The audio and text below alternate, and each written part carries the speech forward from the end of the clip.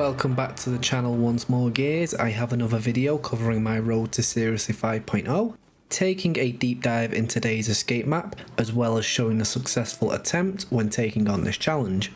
It's time to tie up another hive, taking on the Link. The beginning of each video in this entire series has looked through the map, mutators, weapons, and classes best suited before showing the complete run afterwards. My videos are usually chaptered, but if I do forget, can someone give me a nudge in the comments below. The Link was originally released during Operation 2 and featured some new mutators at that time, but those will be covered slightly later.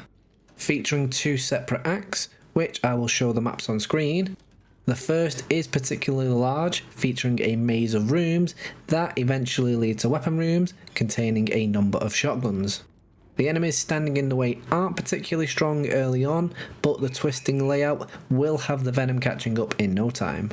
You are given a good 2 minutes to progress through, but if you want to reach multiple or all of the weapon rooms, you will need to move fast.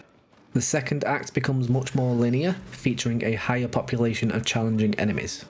Plenty more weapon rooms are contained in the second act, though these mostly contain ammo instead.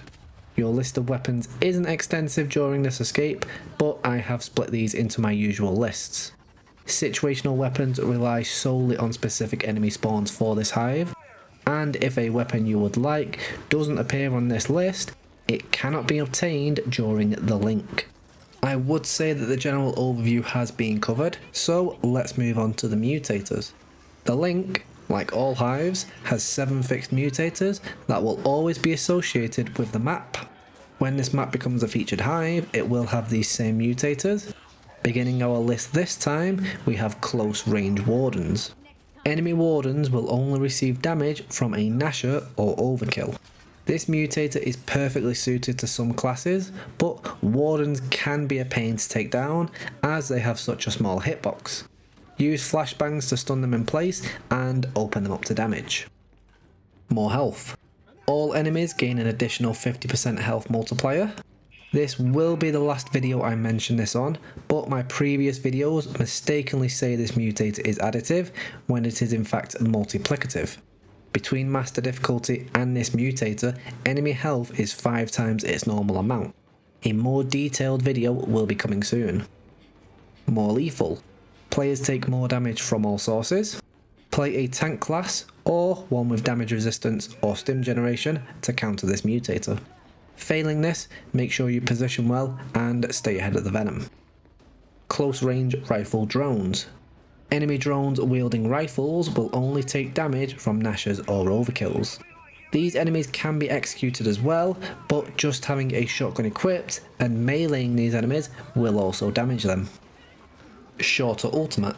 Ultimate abilities have their duration reduced by 75%. This will make a 20-second ultimate only last 5 seconds, severely reducing its usefulness.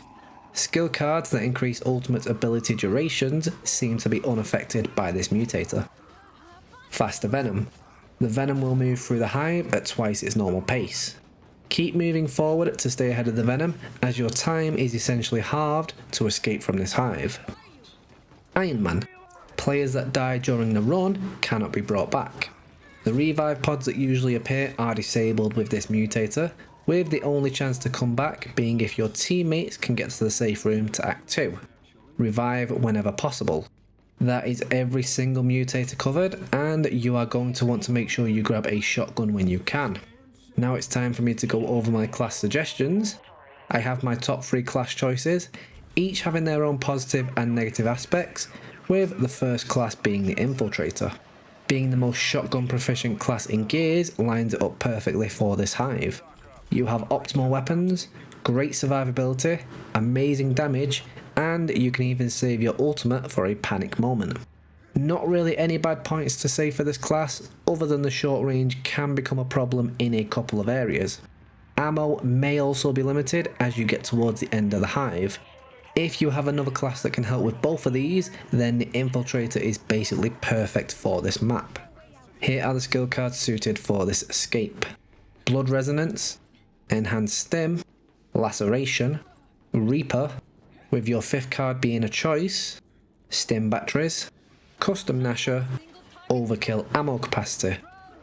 Time to move on to class suggestion number 2, and this time I want to talk about the Nomad. Utilising fear at the right moment can open up most enemies to be executed, with others simply moving away from you. You do also have a shotgun proficiency skill card, and can even work at a distance in a hybrid role. Survivability is once again great, with a lack of ammo potentially being your biggest issue later on. Wardens are susceptible to being feared, though I would suggest otherwise unless you really need to create some distance. An anchor could be used here as an alternative class choice, though they aren't as specialised with shotguns. For the Nomad, I use the following build: Armoured Shot, Execution Shield, Concussive Rounds, Menace, and you have a choice card here: Phase, Nasher Proficiency, Nomad Armour. Up last, but once again by no means least, I want to suggest the Protector. It's rare that I suggest a promotional class 4 escape, but the Protector is once again suited to taking on this hive. I mentioned earlier that having a shotgun equipped and meleeing enemies will still cause damage. Well, this includes bleeding damage, which the Protector is great for. Grab a Nasher and melee down as many weaker enemies as you can. After taking down your first Warden, try to grab their Breaker Mace and you will have yourself a perfect set of weapons. Ammo won't be as much of a concern for yourself, though your range will be limited. A Blade Master plays very similarly, but my Protector build uses the following: Regenerative Field, Bloody Blade, Big Knife, Nasher M45 mod, and your final card choice: Epic Score Boost, Close Range Recharge, Drop Shield Duration. During my master attempt of the Link, I decided to take on this map as the Protector. This was the build I used, with my choice card being Drop Shield Duration. Now that I have covered everything I want to for this map, I will show the full master attempt. I hope you enjoy.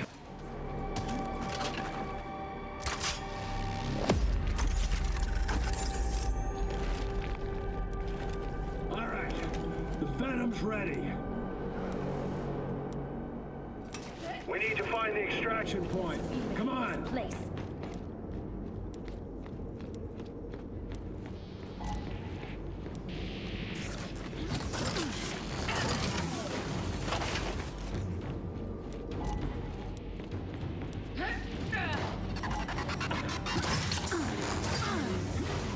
Right, how's it going, guys? We are on the Link today, and I am playing as the Protector. I am currently two-manning this with a gunner, but the mutators and build I'm using will be at the start like they normally are. On me! On me! Cover me! Reloading! Should come in handy. Venom touching off soon. Enemy down. Perfect!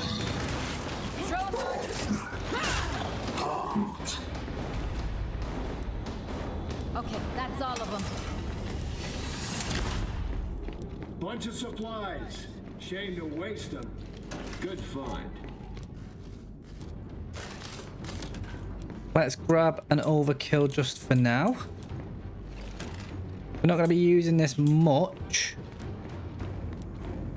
because I do plan on swapping out for a Breaker Mace later on, which may seem like a weird choice considering the mutators. However, oh, Hey, we're running out of time.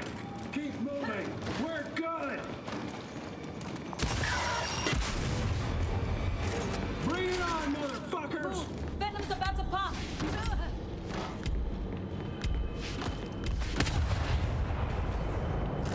Okay, poison's on the way.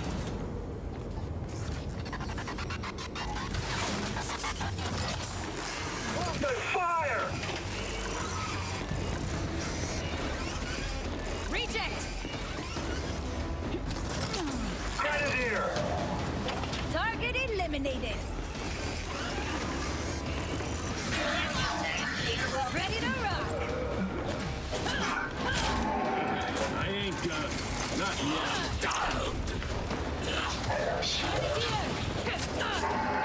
Better go fight next time. Nice. down the supply cache. Single file line, people. I suppose a gunner isn't actually a bad choice to do this one with, especially, you know, if you can get that torque bow. Granted, he's not a shotgun specialist by any means. However, I'll be perfect to help take out the wardens.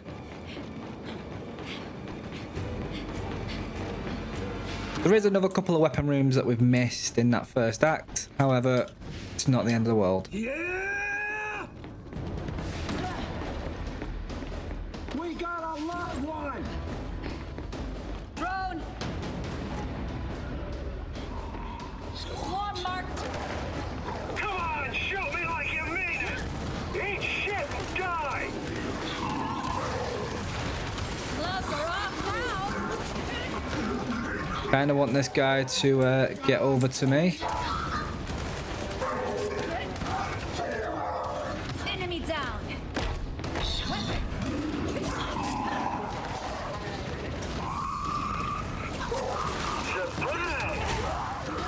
Fun's over!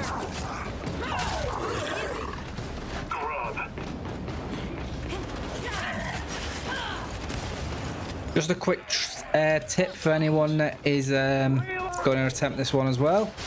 Well, one, don't waste anything other than shotgun on drones. So there we go. Secondly, if you are playing as like the protector and you've got the build that I'm using, meleeing while you have a Nasher equipped will cause you to deal even more bleeding damage. It's some weird interaction, but that is the first act done. Scorpio, I can see your signal. You're close to the surface. I'll meet you outside. Acknowledged. Traveling to you now. Stock up. The race is about to begin anew. Warning, warning. Chamber has been breached. Opening in 3, 2, 1. Here. Venom inbound. Move out.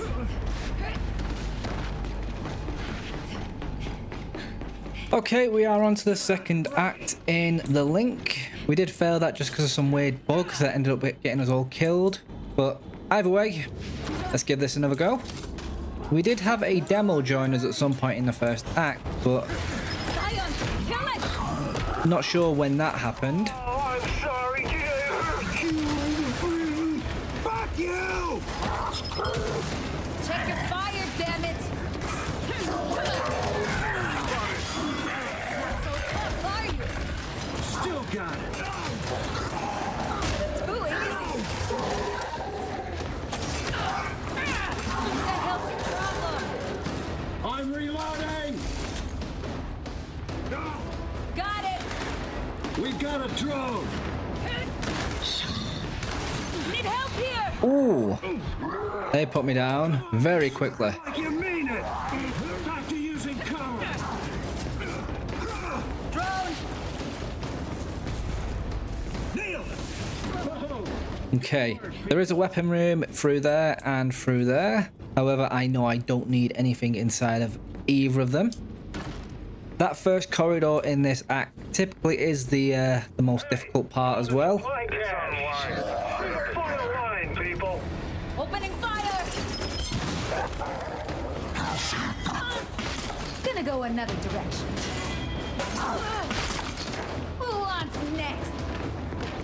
Okay, there we go. Let's lure this guy back. Good one! Perfect! Reloading!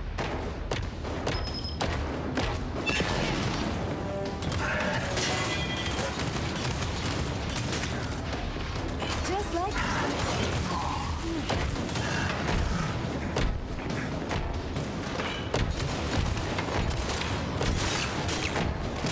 love it. I'm wounded. Put a little ice on it! 3, 2, 1!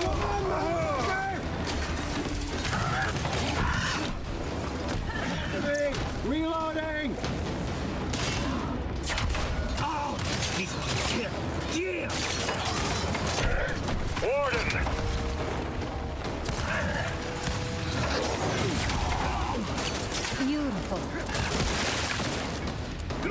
There we go. We've now got the breaker mace that we desperately wanted. Drone visual confirmed. Right, the path is clear. Enemy here.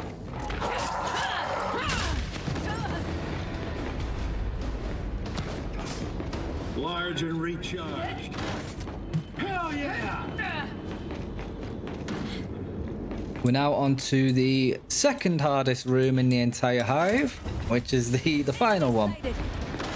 And just so you're aware, by the way, if you do end up ever taking a breaker mace in escape mode, no kind of ammo box will ever give you the ammo to refill it. So it is precious. Supplies for the taking. The cog thanks you. Reloading! I'll take that.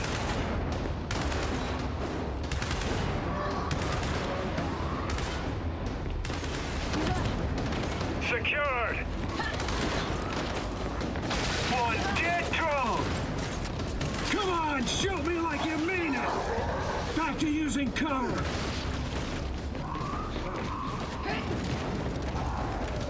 I see a leech.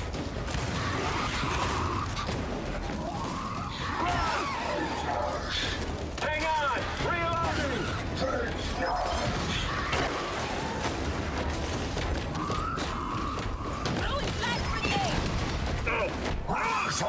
Throwing flash grenade. Bagged and tagged.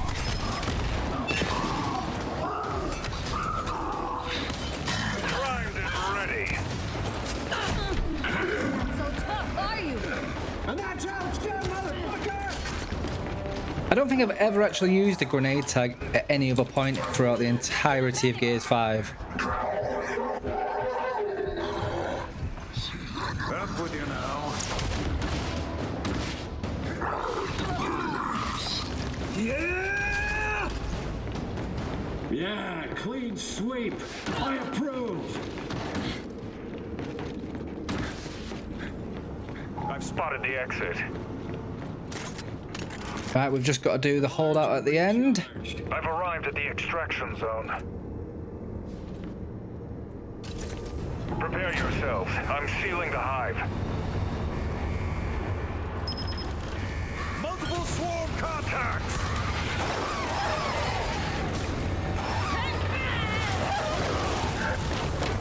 Reloading! Look, Oh, the he's just charged through it. That's fine.